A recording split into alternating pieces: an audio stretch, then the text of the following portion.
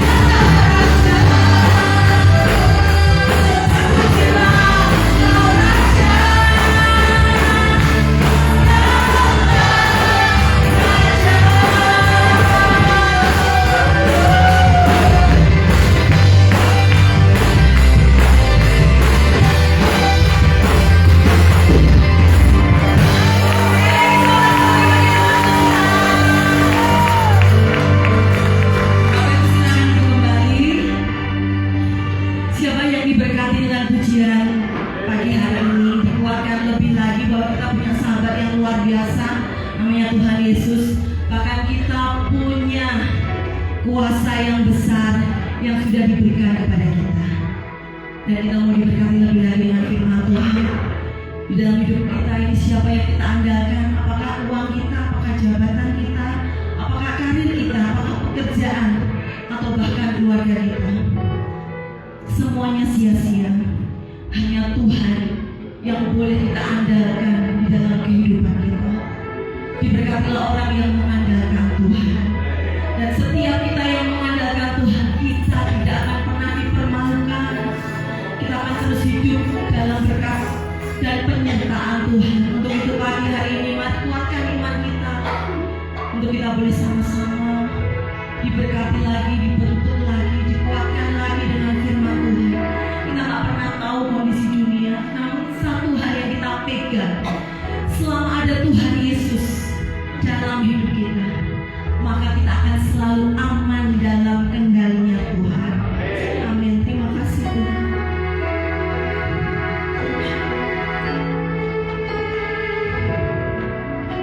Engkau Tuhan yang setia,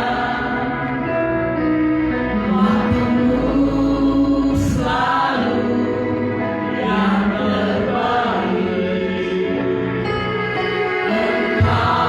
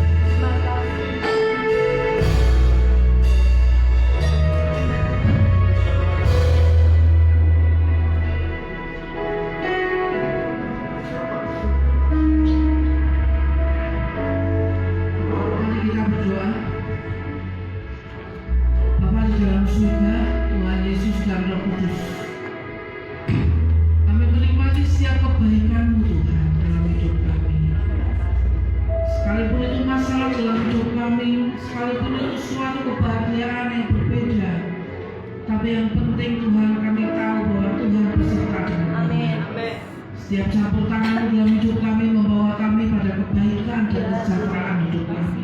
Tidak sekalipun Tuhan meninggalkan kami, dan tidak pernah sekalipun Tuhan memalingkan wajah daripada kami.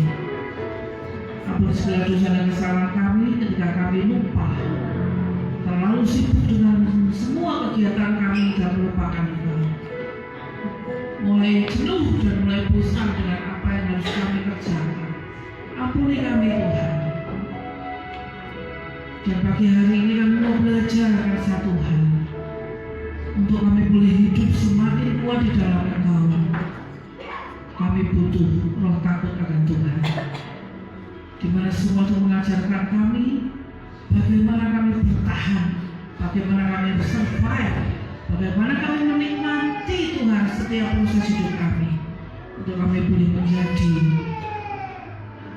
orang yang berkenan di hadapan-Mu. Segala hormat puja mulai bagi nama-Mu, dan Tuhan taruh hikmat, marifat dan pengertian. Jamah hati kami akan firman pagi hari ini, boleh kami mengerti, boleh kami pahami. Sungguh Kau yang terutama dalam hidup kami. Kami perlu Kau Tuhan. Dan ketika kami mau beri yang terbaik bagi-Mu, kami memulai dengan pertobatan, kembali dari nol Tuhan. Maka Tuhan menolong kami, dan kami diselamatkan Tuhan. Terima kasih Tuhan buat pagi hari ini. Mari Roh Kudus bekerja, bahwa kami mengerti. Biarlah tanah yang subur ini haus dan lapar akan firman-Mu dan akan Engkau Tuhan. Menerima benih ilahi yang baik yang dari Tuhan. Dan Tuhan yang memberi pertumbuhan sehingga semuanya terimakan dalam hidup kami. Dalam nama Tuhan Yesus kami berdoa. Haleluya. Amin. Shalom Bapak Ibu sekalian. Ya, saya kadang saya kedinginan. Luar biasa. Terima kasih Pak Amos, Saudaraku yang sudah memberikan kesempatan buat saya, buat kami dari Miracle Blessing Ministry, dan kami ada di tempat ini untuk menyampaikan firman Tuhan. Tapi hari ini kita akan membahas tentang hidup takut akan Tuhan. Hidup takut akan Tuhan itu apa loh? Hidup takut akan Tuhan itu bukan sekedar nanti tidak Tuhan marah, nanti tidak Tuhan hukum, nanti tidak Tuhan ini mutung, bukan ya? Bukan seperti itu ya. Hidup dalam takut akan Tuhan. Kita buka dalam Pengkhotbah 12 ayat 13. Mari kita baca. Pengkhotbah 12 ayat 13. Sudah ya? Oke. Kita baca bersama-sama ya. 3, 2, 1. Akhir kata dari segala yang didengar ialah takut akan Allah, dan berpeganglah pada perintah-perintahnya, karena itu adalah kewajiban setiap orang. Kalau kewajiban itu harus dipenuhi, harus dikerjakan, tidak bisa ditunda, kacau. Ya, kalau namanya kewajiban itu harus. Misalnya kalau hukum dunia, naik cicilan motor tepat waktu, enggak kena denda, tambah lama tambah banyak dendanya. Ya, harus dikerjakan, harus dilakukan. Jadi sesuatu yang harus kita persiapkan setiap saat, setiap waktu, supaya itu tepat pada waktunya. Amin. Nah, dan takut akan Tuhan itu bukan takut dihukum, tapi kita hidup dalam kebenaran firman Tuhan. Banyak orang tahu firman Tuhan, tapi tidak melakukan. Banyak orang yang hidup dalam firman Tuhan, tetapi masih kompromi dengan dosa kecil-kecil. Ya, itu belum takut akan Tuhan. Hanya melakukan firman tapi tidak benar. Kalau melakukan kebenaran firman Tuhan harus dengan benar. Ya, nanti kalau cuma sekedar firman Tuhan tapi tidak dilakukan dengan benar, nanti jadi ahli Taurat, Farisi. Ya, bagaimana kita hidup dalam takut akan Tuhan? Pertama, kita harus hidup mengasihi Tuhan. Kenapa kita harus hidup mengasihi Tuhan? Sekarang seperti ini. Kita itu bertobat, tidak lakukan dosa, stop, ya. Itu bukan supaya kita itu tidak dihukum, tapi kan kita mengingat bahwa penebusan dosa oleh Tuhan atas segala dosa kesalahan manusia atas hidup kita itu cuma Tuhan yang bisa. Itu anugerah yang tidak bisa dibeli, nggak dijual di pasar, nggak bisa dipesan, cuma bisa dijalani. Nah, jadi kita bertobat itu bukan karena takut sama Tuhan, itu karena kita sudah ditebus dosanya oleh Tuhan. Ini rasa terima kasih kita, bersyukurnya kita. Hukuman Tuhan itu bentuknya apa? Suruh kita bertobat, nggak lakukan lagi dosa. Betul? Hukuman Tuhan itu apa? Apa cambuk? Enggak. Apa salib? Enggak. Apa Tuhan usir kita? Enggak. Dari 12 murid Yudas Iskariot aja loh, nggak diapa-apain sama Tuhan. Cuma mengingatkan sama Tuhan, bertobatlah. Itu hukum dari Tuhan. Nah, kenapa kita harus mengasihi Tuhan? Ya, kita belajar hidup menghormati Tuhan. Remember, Tuhan itu selalu ada bersama dengan kita. Kita kerja Tuhan ada, kita tidur Tuhan ada, kita nyuci Tuhan ada, ya, kita ibadah Tuhan ada, kita naik motor dan mobil Tuhan ada. Dan Dia ada untukmu buat apa? Bukan buat pajangan Tuhan, ya. Ajaklah bicara, berbicaralah dengan Tuhan. Coba sekarang gini, misalnya nih satu keluarga anaknya 5, 4 anak kalau datang diajak ngomong, kalau makan diajak ngomong, 1 nggak pernah diajak ngomong. Sakit hati nggak tuh? Sakit hati kan ya? Masa yang 4 diajak ngomong, saya nggak diajak ngomong sendiri, kepahitan dong. Nah, kenapa dia diajak ngomong? Kenapa yang diajak ngomong dia nggak diajak ngomong? Mestinya nggak suka kan? Gangguin kan?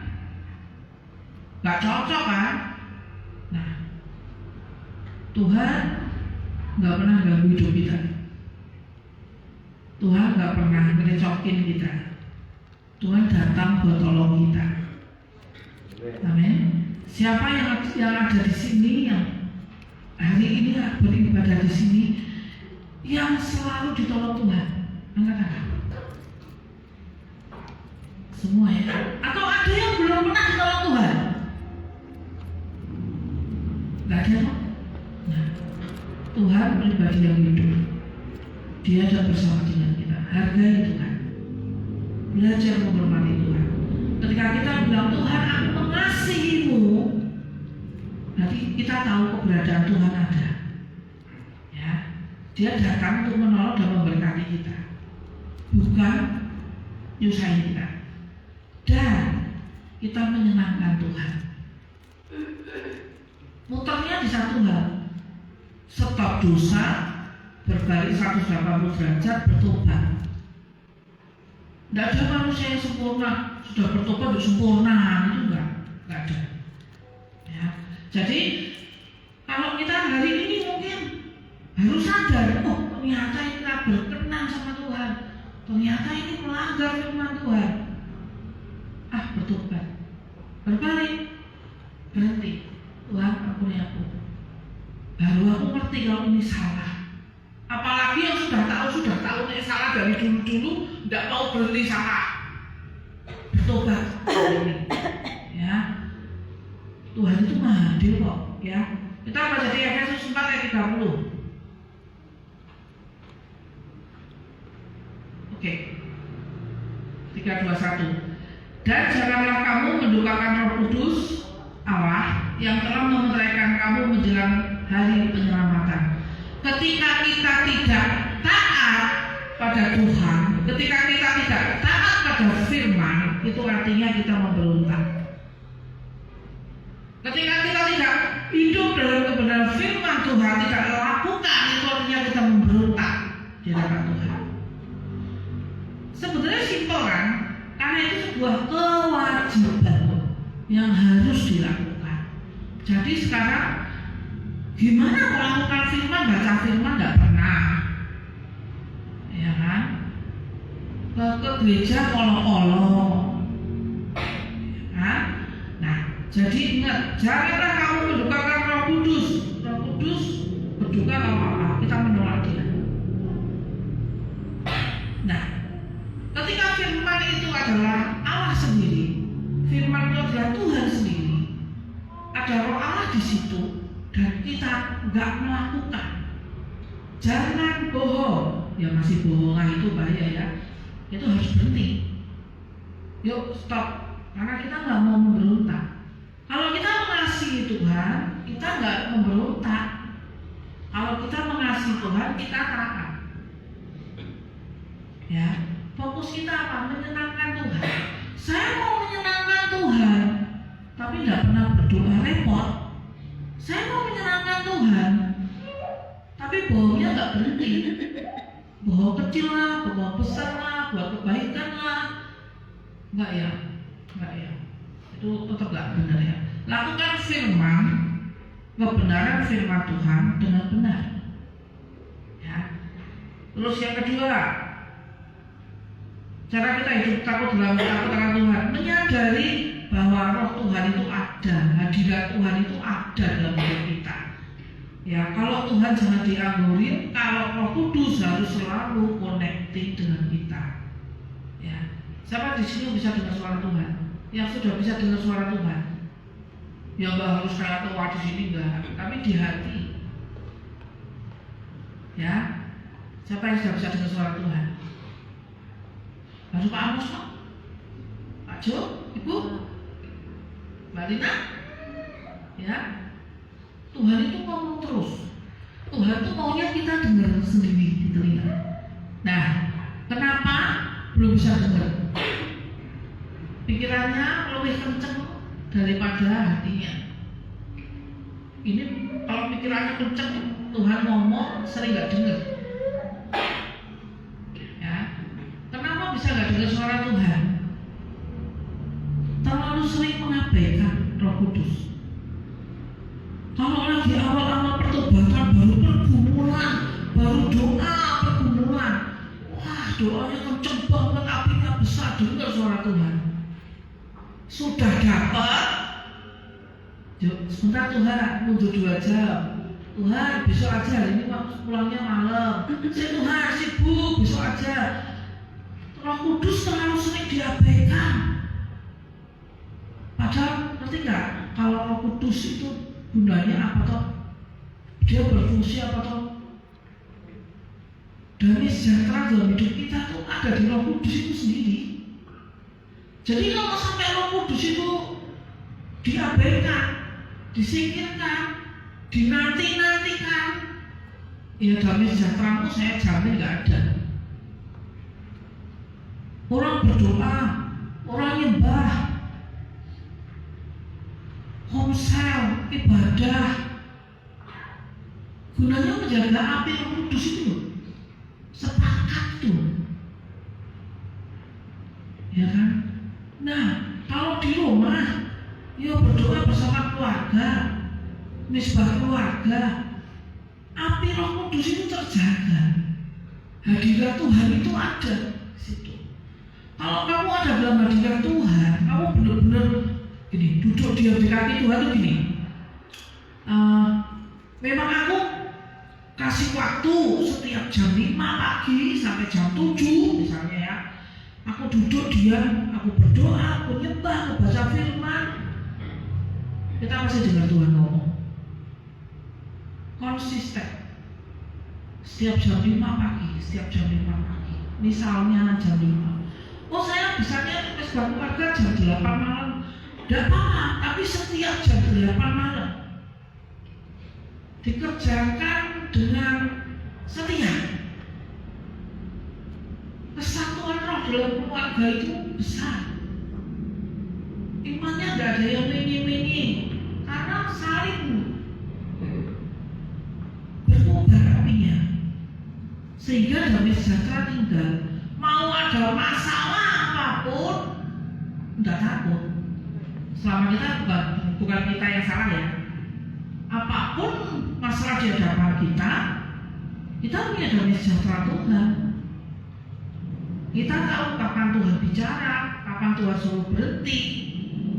Connecting 24 jam itu fungsi Roh Kudus, menghubungkan kita. Jadi ini, kita itu dikasih akal budi, bukan kayak binatang dan bunga itu nggak ada akal budinya. Akal budi kita ini gunanya apa? Connecting dengan hikmat ilahi. Kita hikmat ilahi turun, ditangkap pakai akal budi ini. Ya, jadi kita paham. Roh Kudus menerjemahkan, ini Tuhan maunya gini loh. Tuhan tuh suruh gini loh. Ayo kerjakan seperti ini loh. Nah itu gunanya Roh Kudus. Ya, fungsi Roh Kudus itu seperti itu. Kita buka dalam Mazmur 139 ayat 7. Kemanakah aku dapat pergi menjauhi Rohmu? Kemana aku dapat lari dari hadapanmu? Nah, ketika kita ditebus dosanya oleh Tuhan di kayu salib, pada hari ketiga Tuhan bangkit naik ke surga. Roh Kuduslah yang turun dan hidup dalam kita. Jadi kita itu sekarang hidup oleh Roh Kudus. Ya, bukan karena pinternya kita, maunya kita, hebatnya kita.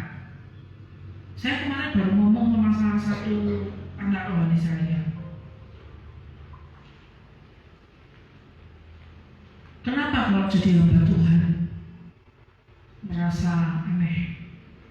Gak usah merasa aneh. Kita semua ini hamba Tuhan, bukan cuma Pak Pendeta, Ibu Pendeta. Kita semua ini hamba Tuhan, dipilih, ditentukan, dan semua menanggapinya. Ya kan? Kalau kita mengusahakan segala sesuatunya dengan kekuatan kita, nggak ada habisnya, jebol kantongnya. Maka Tuhan bilang, andalkan aku. Ya tadi Mbak Ina bilang, orang yang mengandalkan Tuhan itu hidupnya beda. Semua kan didatangkan Tuhan dengan ajaib. Tidak tahu gimana caranya, tapi kalau kita andalkan Tuhan itu luar biasa. Tugas hamba Tuhan, tugas kita ini belajar bersandar sama Tuhan, mengandalkan Tuhan, sampai Tuhan itu kerjakan semua yang impossible terjadi, yang belum ada jadi ada. Nih, saya tuh kalau diundang orang tuh aneh. Jadi mama saya itu kan punya tanduran bunga-bunga itu di depan.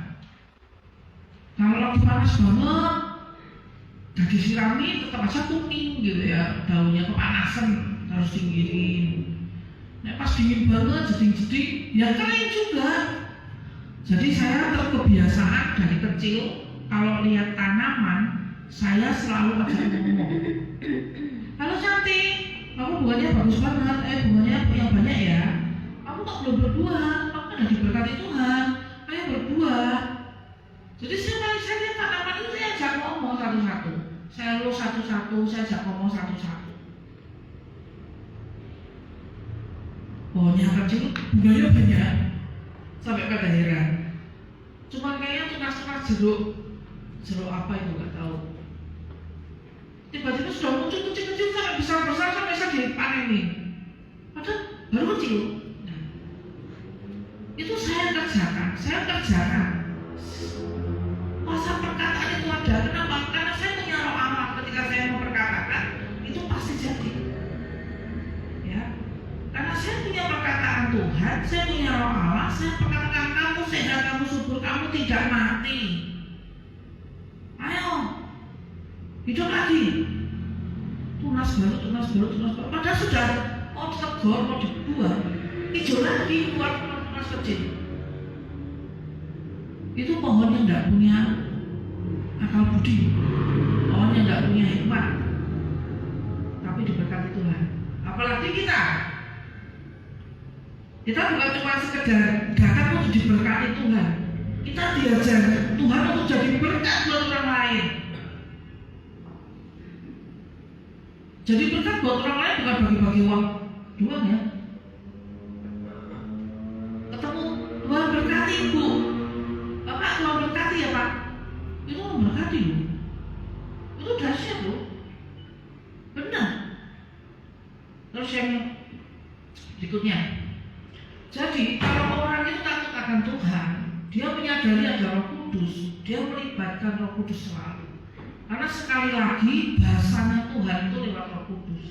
Kita tahu kehendak Tuhan itu dari Roh Kudus, bukan dari feeling, bukan dari feeling ya, bukan dari kira-kira, gitu ya, bukan ya.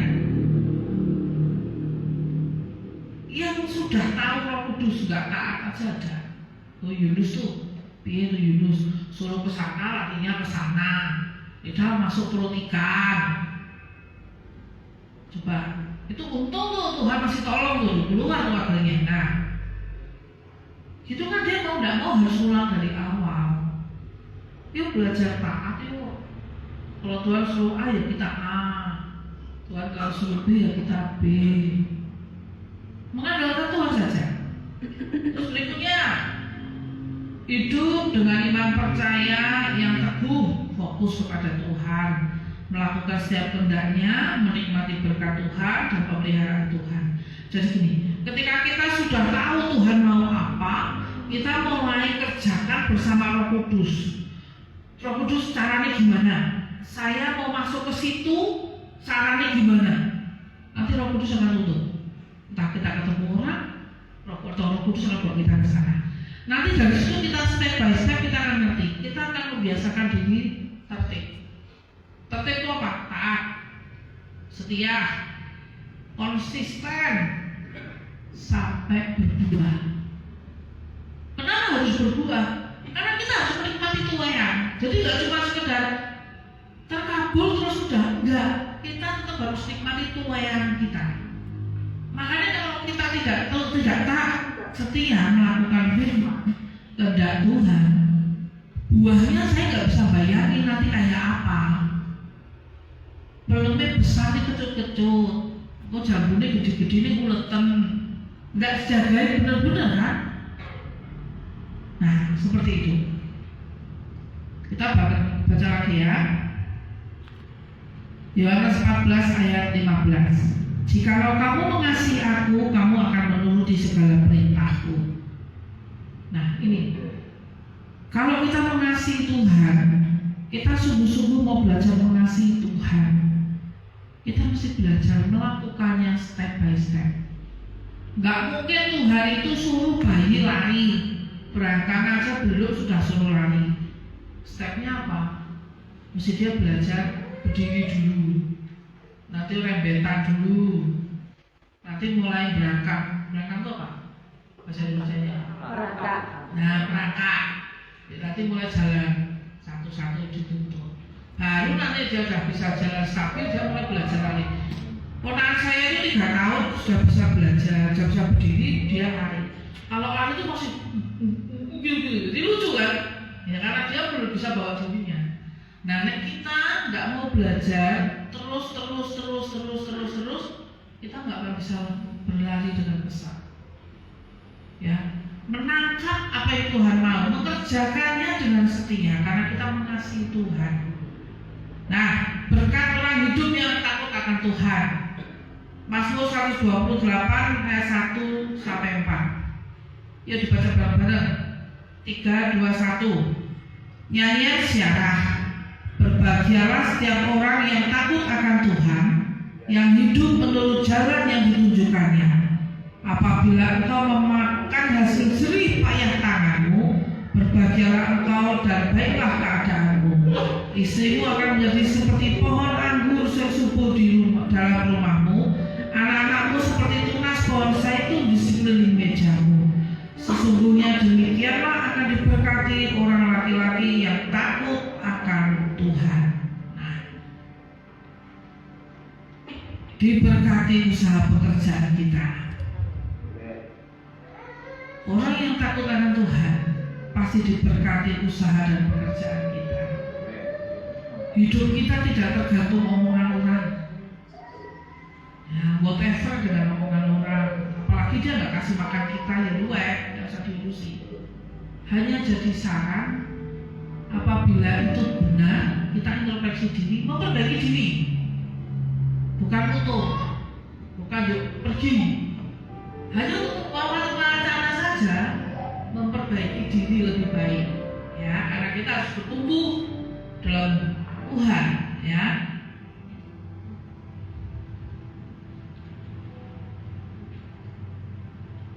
Contohnya tuh Yusuf. Karena Yusuf itu hidup takut akan Tuhan. Dia keluar masuk penjara berapa kali sih? Dari awal dia dijual, keluar masuk penjara, diapusi sama teman-teman yang keluar. Sampai dia kerja diganggu Potifar. Tapi dia takut akan Tuhan.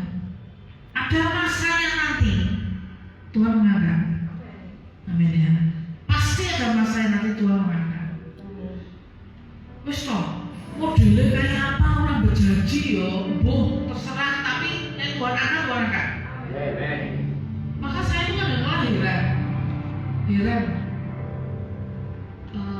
Ada satu hamba Tuhan itu punya jemaat itu kayaknya kurang saon, dan dia cacat. Tapi dia jadi salah satu pendeta besar di Bali. Matanya muda, nama Pak Gideon. Masih muda. Seorang anak saya. Tidak bisa lihat, cacat dari bayi, cacat. Kalau jajak ngomong, tidak nyambung. Tapi dia menyerahkan hidupnya sama Tuhan. Dia cukup terkenal di Bali. Dia jadi hamba Tuhan di Bali. Jemaatnya banyak sekali. Dia tegas sekali. Sekalipun dia tidak bisa melihat. Tuhan pakai loh. Tuhan angkat loh. Dan beberapa jemaatnya juga orang yang sama. Ada 3 atau 4 orang itu yang berkebutuhan khusus, budek lah, apalah, itu jadi apa tuh di sana? Kalau Tuhan mengangkat, Tuhan angkat, dan nggak bisa turun, nggak bantuan yang turunin. Saya nanya, kenapa sih Pak Gideon bisa jadi pendeta? Dia bilang, ini anugerah buat saya, Bu. Aslinya saya juga nggak ngerti kok saya jadi pendeta. Tadinya saya mau mati rasanya. Saya diambil dalam kondisi keluar masuk rumah sakit karena mau mati. Tapi Tuhan buat hidupku jadi berharga. Dia mencari Tuhan, dia cari Tuhan. Dan dia jadi gembala. Kita normal, nggak cacat, nggak buta, nggak kiting, kakinya ya normal, nggak cacat. Kita pernah dipakai Tuhan kalau kita mau. Ya, kita kalau siap, Tuhan akan jadikan kita berkat di manapun kita berada. Karena amalan agung kan seperti itu. Terus berikutnya, pertama diberkati usaha pekerjaannya, kedua di keluarga. Kita baca Mazmur 128 ayat 3 kan sudah ya. Kita diberkati di keluarga.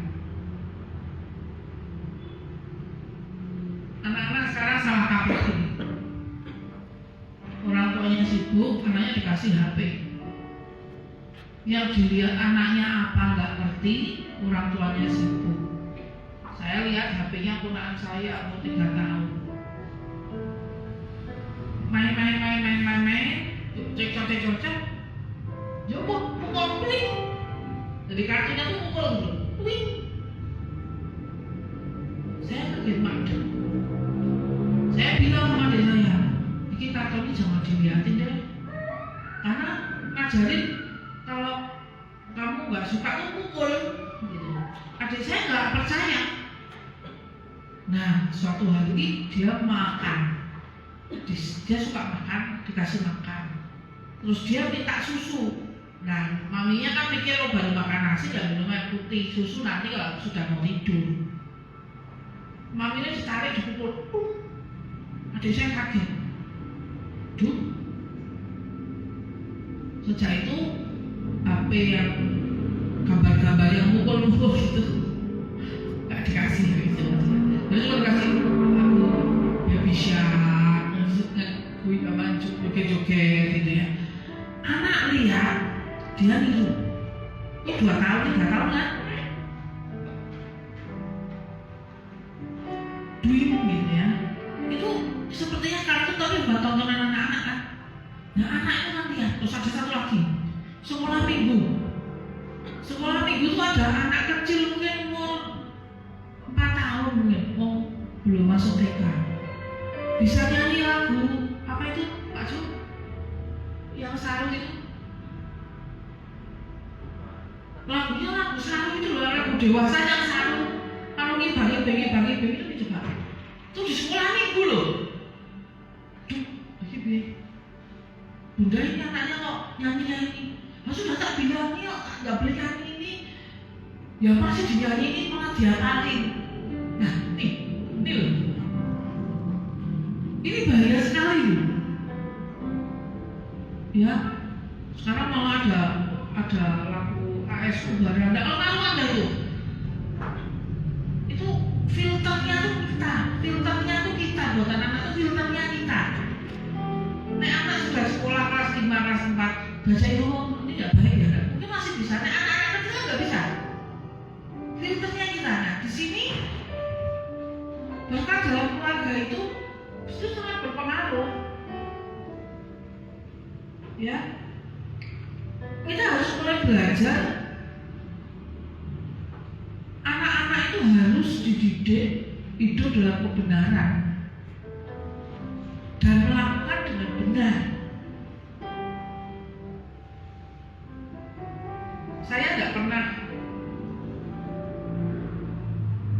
marahi anak saya, walaupun dia ngomong jujur dan salah. Tidak pernah tak bentak, tidak pernah tak pukul. Nek salah ya saya bilang sama dia, Jo, itu kan nggak betul. Harusnya kan begini, tidak begitu. Kamu ikut-ikutan siapa? Kok bisa begitu?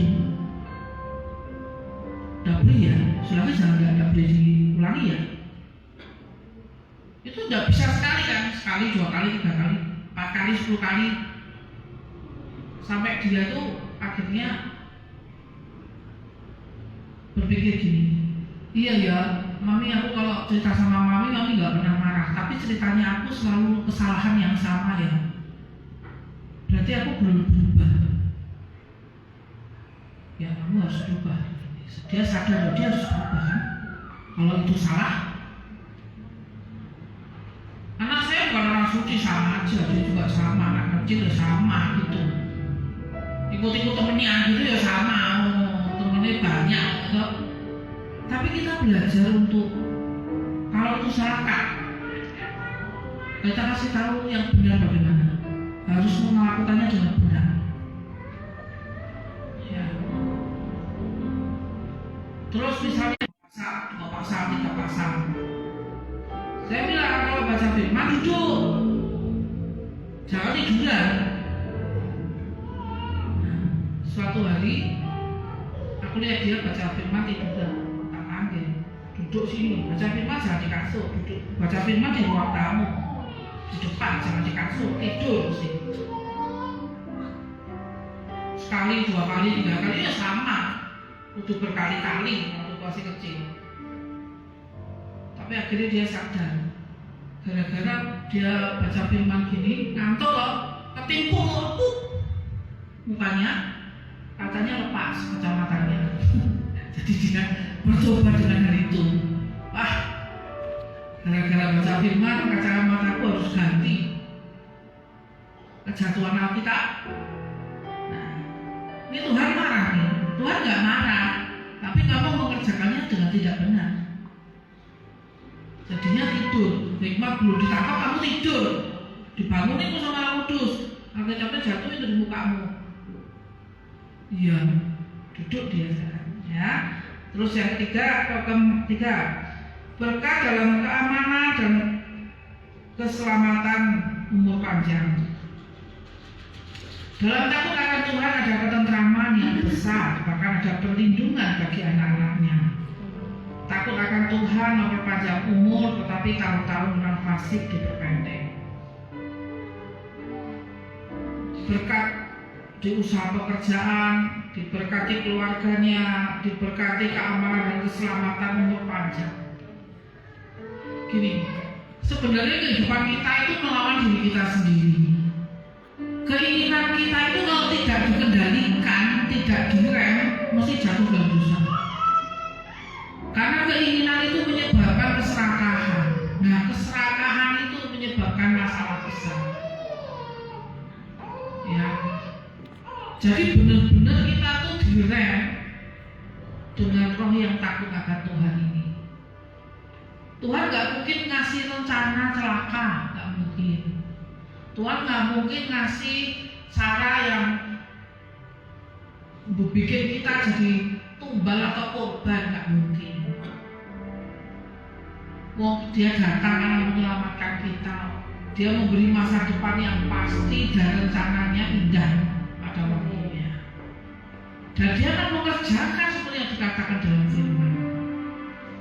Jadi hari-hari kita itu saat ini, kita sering lupa bahwa Tuhan itu ada dan Dia mau kita hidup benar. Masalah demi masalah kan bohong, demi kebaikan nggak ada, bohong demi kebaikan nggak ada. Bohong itu ya nggak baik, salah.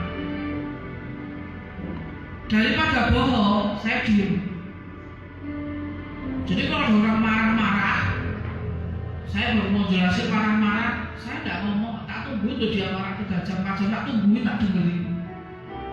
Sudah selesai, sudah, dia tak doakan, saya pulang. Saya nggak akan ngomong apapun. Kalau sudah marah, sudah nggak senang hati, kita ngomong apa aja ya nggak ada yang benar.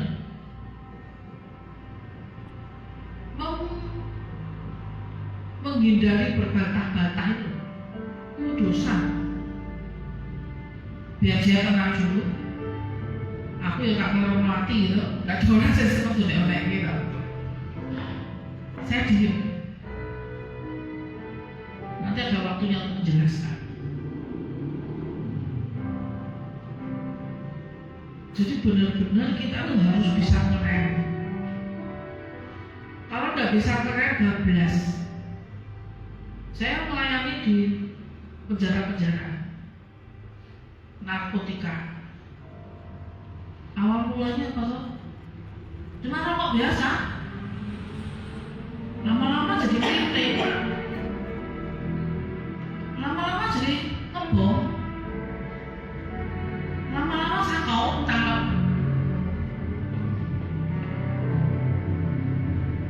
Padahal hatinya sudah menegur. Udah jalanan kuwi. Jangan coba-coba. Hatinya tuh sudah ngomong. Apa pisan wae bablas. Pisan wae bablas. Pisan wae bablas. Sakau. Mbak Ode ketangkap lagi jadi pengedar terjebak di situ. Jadi dosanya kecil-kecil berhenti kan. Itu yang buat kita tuh jadi punya masalah ya, karena kita nggak bisa ngerem dosa itu. Coba-coba itu yang bahaya. Nah ini anak muda sekarang pergaulan bebas, coba-coba ini ikut siapa nanti nih, ambil anaknya siapa. Nikah dulu, nggak usah coba-coba, nikah sah baru, gitu. Nah, diberkati usaha pekerjaannya, diberkati keluarganya, ada jaminan pemeliharaan dan keamanan kesejahteraan dari Tuhan. Itu kalau kita hidup dalam takut akan Tuhan. Pekerjaan kita diberkati Tuhan. Ya, tidak ada belalang pengerik kecuali berkat tidak ada. Keluarga kita sehat semua. Tidak ada yang darah tinggi. Semua aman, sepakat. Anak-anak nurut sama orang tua. Orang tua mengasihi anak-anaknya. Ya, jemaat mengasihi gembala. Gembala juga berdoa buat jemaat. Terus jaminan keselamatan yang dari Tuhan. Takutlah akan Tuhan. Tuhan menjamin berpanjang umur, diberkati Tuhan. Ya, nah itu 3 hal berkat karena kita hidup dalam takut akan Tuhan.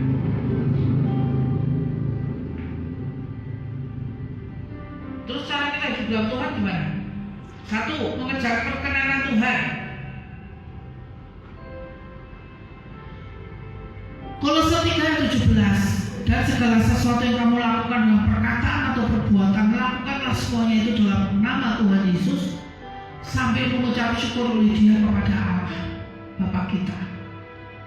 Ya, dengan segala sesuatu yang kamu lakukan dan perkatakan atau perbuat, lakukanlah semuanya dalam nama Tuhan Yesus, sambil mengucap syukur oleh Dia kepada Allah Bapa kita.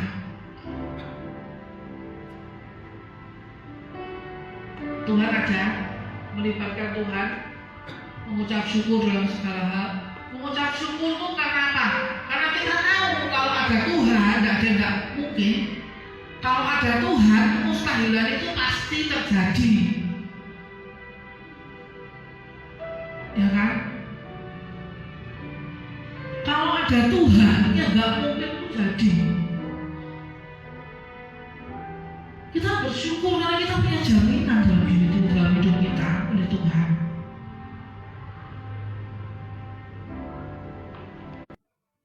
Itu serupa segambar dengan Bapa. Jadi jangan dibully. Ingat, 1, kalau dosa kita sadar, berhenti, bertobat. Yang kedua, kalau memang ada teman dalam masa pertobatan, butuh ditolong, dicukur, doakan. Ketiga, jangan lupa berdoa buat gembala dan keluarga. Itu dipercaya Tuhan menaungi jemaat. Ya. Anak-anak tidak boleh lupa berdoa buat orang tua. Anak-anak kecil harus diajari berdoa buat keluarga. Orang tua jangan lupa kalau setiap hari berkati anaknya. Always. Ya. Terus setia dalam perkara kecil. Barang siapa setia dalam perkara kecil, ia setia juga dalam perkara besar.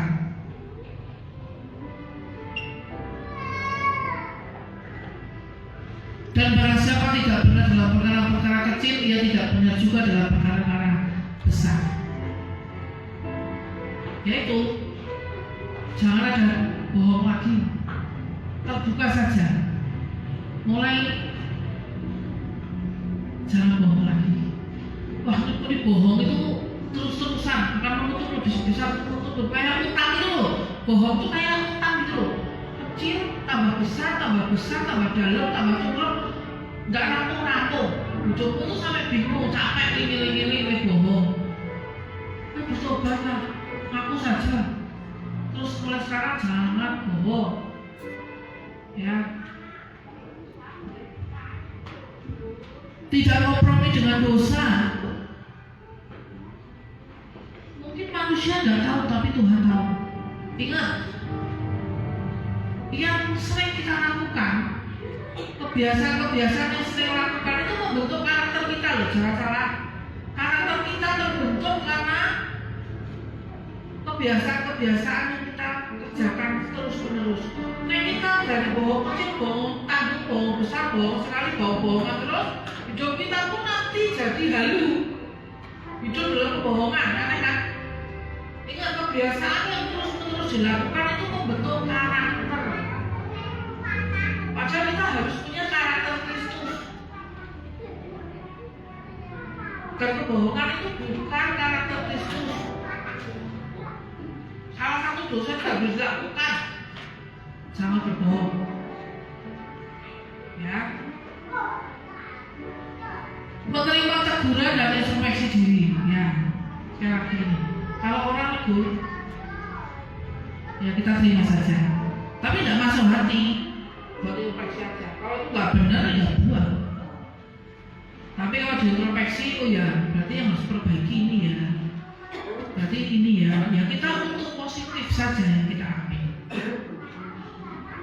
Amsal 27:17. Besi menajamkan besi, orang menajamkan sesamanya. Beda pendapat tidak apa-apa, tapi tidak untuk berantem dan tidak untuk siapa yang paling benar. Beda pendapat itu compare saja, saling melengkapi. Ya, kalau anak rohani saya punya sesuatu buat saya, itu tidak ngenakin hati. Kemudian saya tanya sama Tuhan, dan Tuhan bilang, ya kamu harus berubah karena kamu seperti ini. Ya saya berubah. Tuhan bisa pakai siapa saja kan? Nah, penghalang kita hidup dalam takut akan Tuhan, takut manusia. Takut manusia. Sok suci lu. Lu apa nggak dosa? Kamu pernah nggak dosa? Takut manusia. Menyenangkan manusia itu bahaya. Menyenangkan manusia. Ya. Galatia 1:10. Jadi bagaimana sekarang? Adakah aku cari kesukaan manusia atau kesukaan Allah? Adakah aku coba berkenan kepada manusia? Sekiranya aku masih mau mencoba berkenan kepada manusia, maka aku bukanlah hamba Kristus. Hidup kita tidak untuk menyenangkan manusia, tapi menyenangkan Tuhan. Ya. Kompromi dengan dosa, menghalalkan dosa yang tadi kita omongin, itu yang jadi penghalang. Terus berikutnya yang terakhir adalah memberontak. Ketidaktaatan itu, pemberontakan itu menghalangi kita hidup dalam takut akan Tuhan. Orang yang sudah memberontak, dia keluar dari anugerah, dia keluar dari kasih karunia. Dia tidak punya damai sejahtera di sini. Dia tidak punya Tuhan yang pasti yang mana. Dia cuma mengikuti keinginan dia sendiri. Tuhannya ya dirinya sendiri. Pasti binasa. Padahal Tuhan Yesus datang ke dunia. Ya, Bapak kirim Tuhan Yesus datang ke dunia buat nebus dosa dan kesalahan kita, supaya kita tidak binasa. Jadi kita ini cuma dari jalurnya, dari outline-nya Tuhan, itu pasti kita binasa. 3 hari ini jangan menyenangkan orang. Ya. Kita hanya menyenangkan Tuhan. Belajar untuk setia dari perkara yang kecil, termasuk menjawab orang. Anak sekarang kalau salah nggak sengaja nendang kaki kita gitu. Bukan, Bude minta maaf ya, Bapak minta maaf ya, aku minta maaf enggak. Sorry, bingung saya. Sorry, oh sorry, nggak mau kalau sorry. Yang bagus, Tante minta maaf ya, bisa nggak ngulangi lagi gitu. Kemudian itu kan, Tante minta maaf ya, besok nggak ngulangi lagi ya. Tapi dia juga bilang sorry, dia pergi. Tak tarik tuan aja. Kamu ngomong sama siapa deh? Sama Tante. Ngomong sama Tante bilang sorry, enggak dong. Ngomong yang bagus ya. Tante maaf ya, kakinya aku tendang.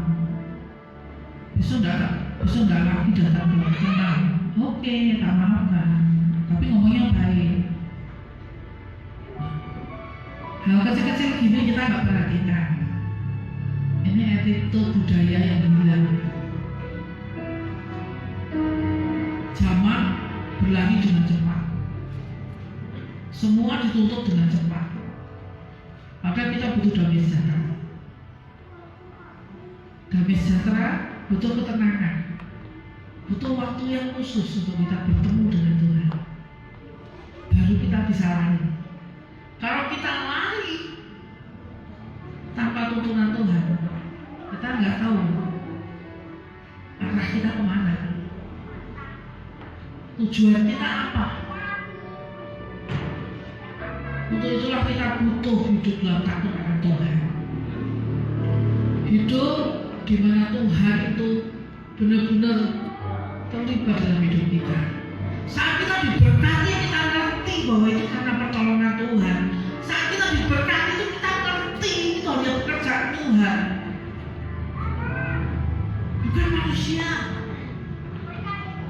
Sampai kita ngawali Tuhan itu sendiri loh. Kita harus ngawali Tuhan itu sendiri. Maka revival terjadi. Lakukan firman, kerjakan sampai kau mengalami Tuhan. Saya mau cerita.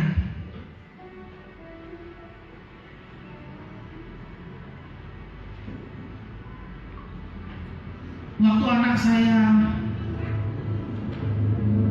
gini aja deh, beda kepanjangannya gini.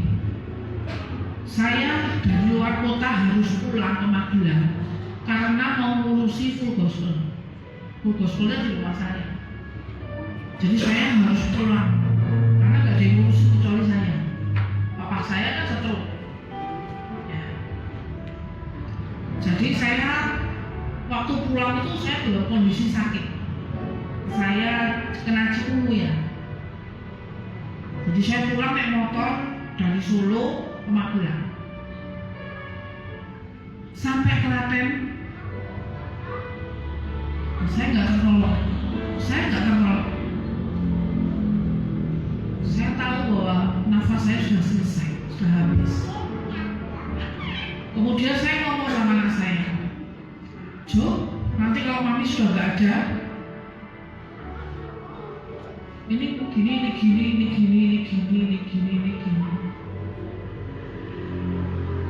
Anak saya tuh diem, tetap naik motor diem, nggak bisa ngomong.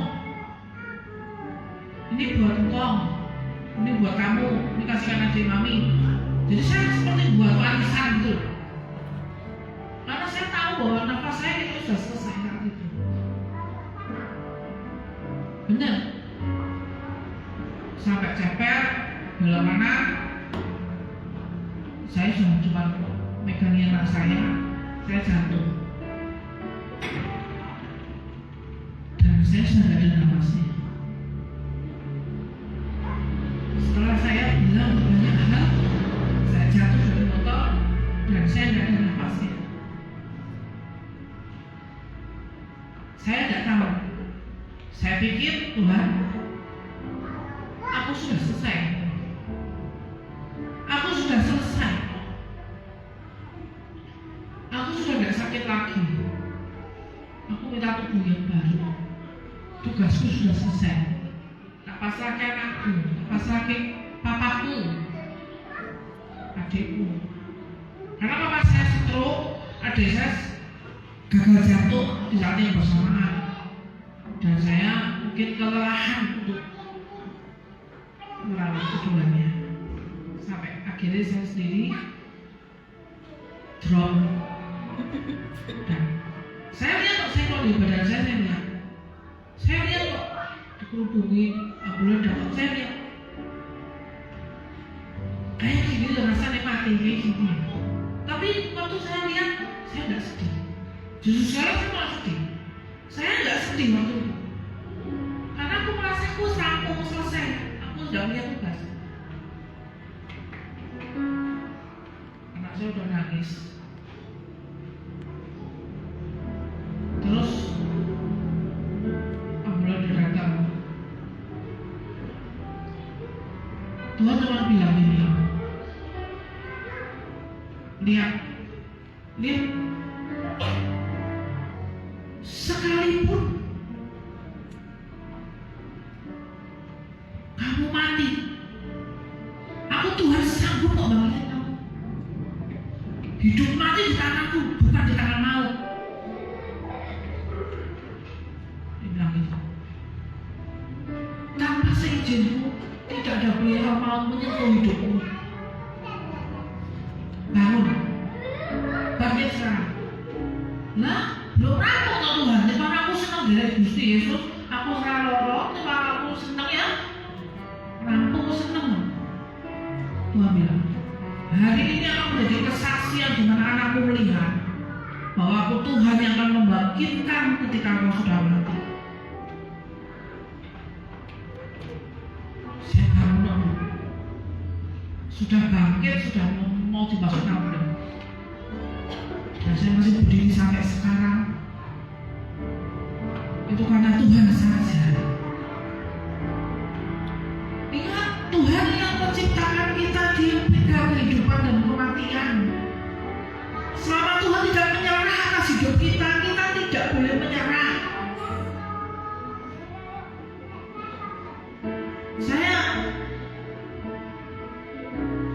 Anak saya ini umur 17 tahun sudah dirawat mati. Dia 7 bulan lahirnya prematur. Dukunya sudah bilang, sungguhnya sudah bilang, orang kita sudah bilang, aku sudah bilang, pendeta Usomo, umurnya tidak sampai 17 tahun dia mati. Saya cuma bilang, Tuhan hidup mati di tanganmu, bukan di mulut-mulut mereka itu. Mereka melihat anakku tuh tidak punya panjang umur. Tapi asal Tuhan bilang dia akan hidup dan menjadi hamba-Mu yang setia, dia akan bukakan dengan luar biasa, dia masih hidup. Jadi saya berdoa tentang kanan setiap hari, nengengi semua itu. Sampai dia lewat 17 tahun, dia hidup sampai dia umur 28 tahun sekarang. Ajaib ya Tuhan. Semua yang datang kalau dia mati kaget. Saya udah dong. Dibandingkan Tuhan dia hidup loh. Ada saya di ICU, dokter sudah bilang ini kita angkat tangan, gagal jantung udah nggak bisa, kondisinya nggak memungkinkan, saturasi oksigen cuma 40, diangkatnya aja nggak bisa ngangkat, ini dilepas masker aja mati. Saya cuma bawa deplok di depan pintu ICU. Tuhan asal kau menemui adikku dan kau bilang kau hidup, adikku pasti hidup, dia pasti berubah kehidupannya. Jam 2 loh adikku suruh WA saya, padahal pegang HP aja nggak kuat, bisa loh di jam 2 tuh WA saya, Cek, besok kamu kesini gasing, aku terima mujizat. Saya mau masuk kan nggak boleh, harus nunggu pagi. Ternyata pagi itu ICU agak kacau karena adik saya geger. Adik saya itu sudah pakai mesin semua karena gagal jantung ya. Apa oksigennya tuh pakai yang kayak helm itu loh. Jadi nggak bisa dilepas tangan satu, harus suster 2. Pagi itu dia kok bisa baru-baru hidup. Dia baru sadar kalau maskernya tuh lepas dari dia. Dan masker satu selangnya itu dilipat bagus di bawah kaki dia.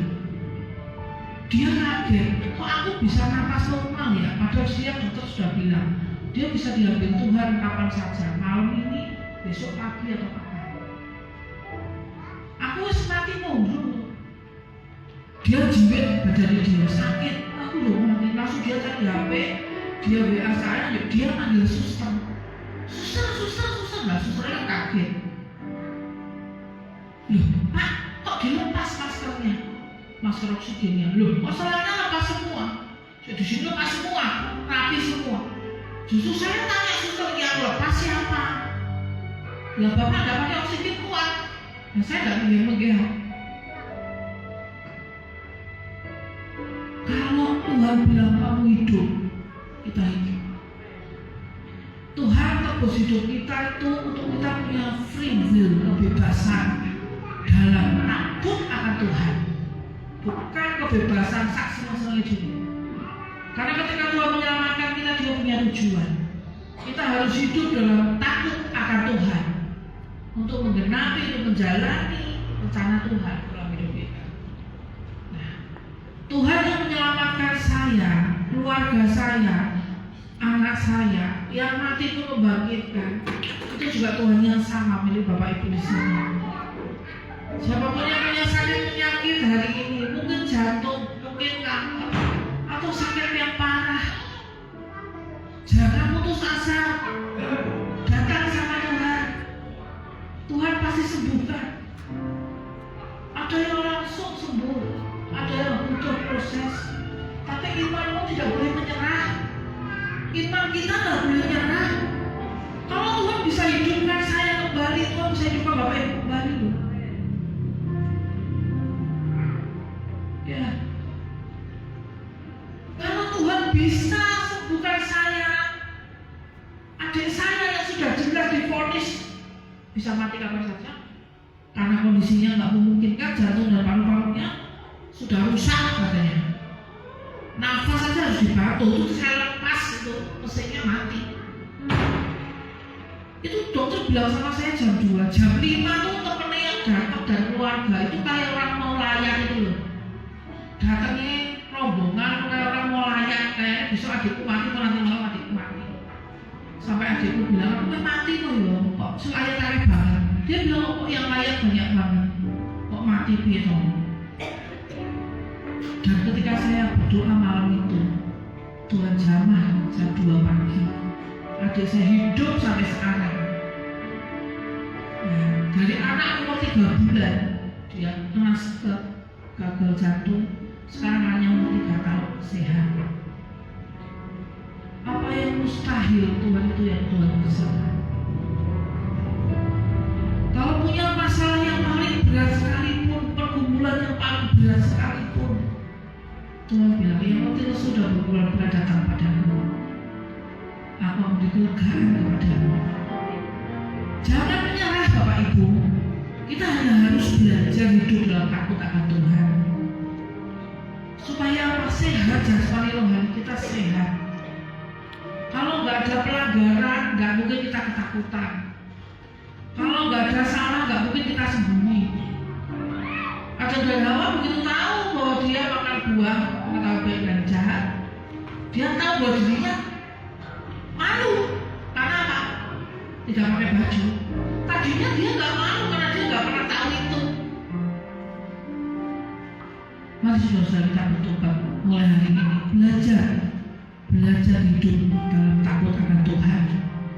Karena itu yang paling penting, paling pokok dalam hidup kita. Amin. Mbak Ibu tolong naik. Yuk, silakan.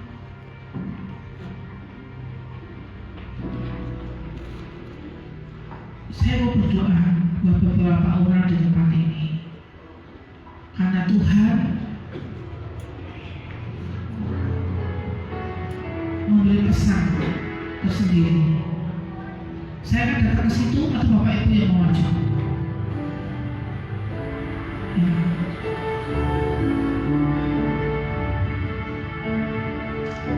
Mas Mas,